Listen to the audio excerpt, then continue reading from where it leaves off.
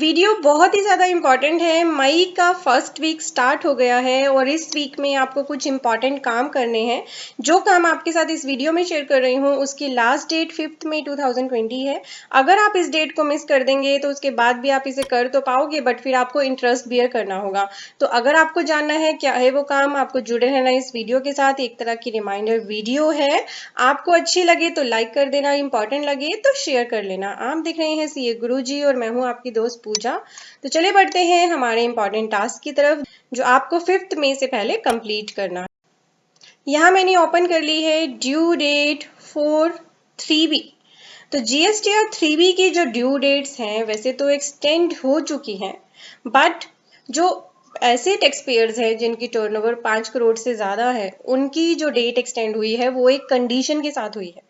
अगर आपकी टर्नओवर 1.5 करोड़ से कम है या अप टू 1.5 करोड़ तक है और उसकी डेट्स आपको जाननी है, तो मैंने अभी लेटेस्ट ही वीडियो अपलोड की है। यहाँ पे आई बटन पे लिंक है। 3B और 1 की डेट्स को अच्छे से क्लैरिफाई करने के लिए इस वीडियो को जरूर देख लीजिए। ये वीडियो की डिस्क्रिप्शन में भी दे दी है। और ये जो डेट एक्सटेंशन हुई थी इसकी सभी नोटिफिकेशन वीडियो के डिस्क्रिप्शन में दी है। नोटिफिकेशन को अपने पास डाउनलोड करना बहुत इंपॉर्टेंट है, क्योंकि कई बार पोर्टल पे गलत डेट शो होती है, तब आपको नोटिफिकेशंस को ही रेफर करना है। तो अब हम बात करते हैं ऐसे टैक्स पेयर्स जिनकी टर्नओवर है मोर देन 5 करोड़।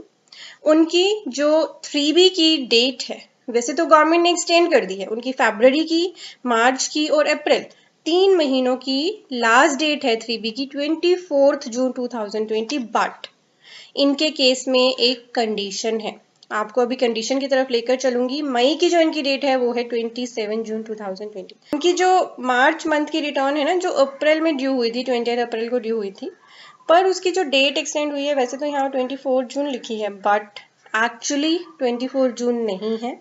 इस डेट में एक बहुत बड़ा ट्विस्ट है। आपको जल्दी से लेकर चल रहे हैं ट्विस्ट की तरफ। ये है वो ट्विस्ट जो है interest liability for filing 3B।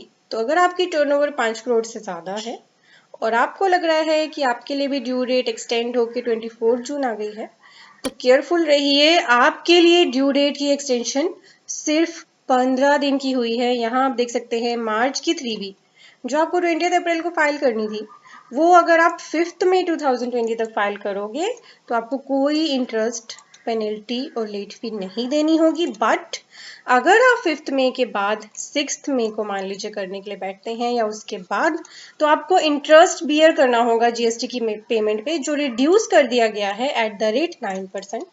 पर ये रिड्यूस रेट ऑफ इंटरेस्ट भी तब तक रहेगा अगर आप इस रिटर्न को 24 जून तक फाइल कर लेंगे। अगर आप इससे भी ज़्यादा डिले करेंगे तो आपका जो इंटरेस्ट का रेट है वो 18% हो जाएगा और वो ड्यू डेट से ही माना जाएगा, यानी 21 अप्रैल से एक्टिव हो जाएगा मार्च के केस में। तो इसीलिए अब आपके लिए जो ये 5 मई की डेट है बहुत रिलेवेंट है अगर आपकी टर्नओवर 5 करोड़ से ज़्यादा है। मेरी तरफ से एक तरह से अलर्ट मैसेज था, क्योंकि गवर्नमेंट ने यहाँ पर जो 5 करोड़ से ज़्यादा टर्नओवर वाले टैक्स पेयर्स हैं उनकी डेट सिर्फ 15 दिन के लिए एक्सटेंड की है 3B की। अदरवाइज आपको इंटरेस्ट बियर करना पड़ेगा।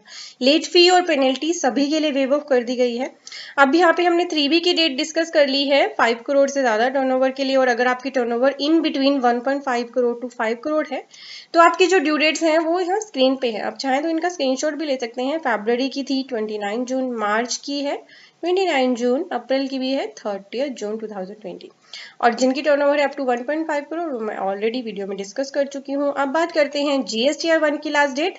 जीएसटीआर 1 के लिए वेवर कर दी गई है लेट फी अगर आप मार्च, अप्रैल और मई की, या फिर लास्ट क्वार्टर जो मार्च 20 को एंड हुआ उसकी रिटर्न 30 जून तक फाइल कर देंगे। ये रिटर्न भी अगर आप 30 जून के बाद फाइल करोगे फिर आपको लेट फी का वेवर नहीं मिलेगा, फिर आपको पीछे से पेनल्टी देनी होगी, यानी जो एक्चुअल ड्यू डेट थी वहां से। तो इस चीज का बड़ा आपको ध्यान रखना है, ये गलती नहीं करनी है।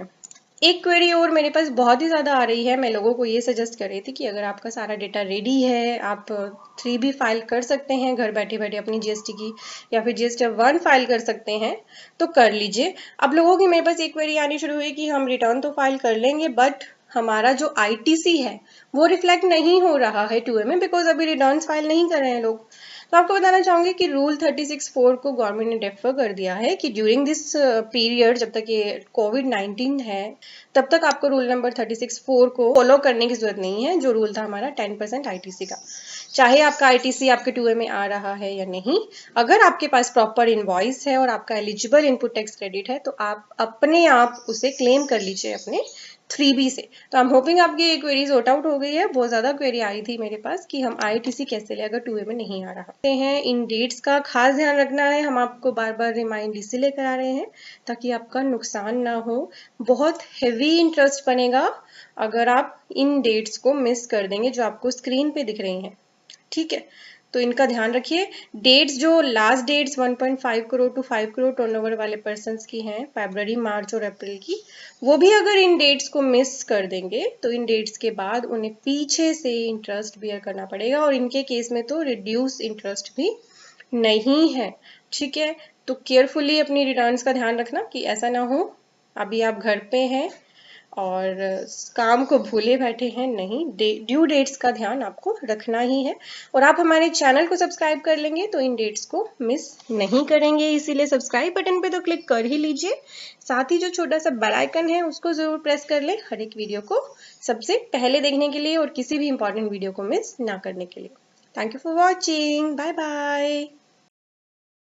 लेटेस्ट अपडेट्स के लिए सब्सक्राइब करें सीए गुरुजी चैनल को, बेल आइकन पे क्लिक करें सभी नोटिफिकेशंस के लिए, और ये करना बिल्कुल फ्री है।